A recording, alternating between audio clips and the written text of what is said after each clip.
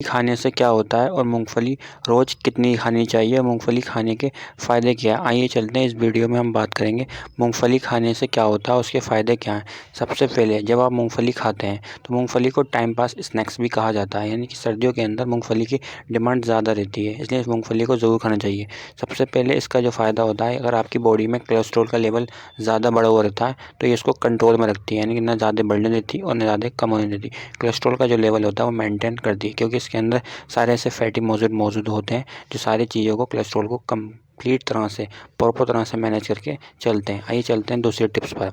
अगर आपको सर्दी के अंदर सर्दी जुकाम रहता है, सर्दी जुकाम जो होता है सर्दी के अंदर ये कॉमन है, जो नॉर्मली आपको और आपके बच्चों को भी हो सकता है। लेकिन अगर सर्दी जुकाम से अपने आप को महफूज और सिक्योर करना चाहते हैं तो इसको ज़रूर इस्तेमाल करें, क्योंकि इसके अंदर ऐसे मौजूद हो जो आपके शरीर को गर्म रखते हैं अंदर से, और आपका शरीर इन दोनों चीज़ों से सिक्योर हो जाता है। ना आपको सर्दी होती है ना जुकाम होता है। और क्योंकि आपके जो लंग्स होते हैं सर्दी के अंदर में प्रॉब्लम हो सकती है, सर्दी के अंदर जब ठंडी ठंडी हवा जाती है तो नॉर्मली इंसान के अंदर ये बीमारियां पैदा हो जाती हैं, सर्दी जुकाम।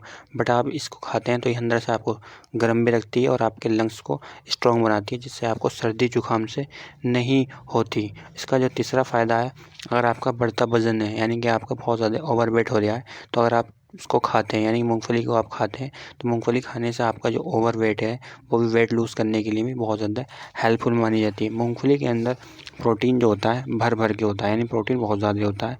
अगर आप कम भूख में भी, यानी कि आपको भूख लग रही है, कम से कम आपने थोड़ी अमाउंट में मूंगफली खा ली, मूंगफली कम से कम आपको एक मुट्ठी के बराबर खा लेनी चाहिए।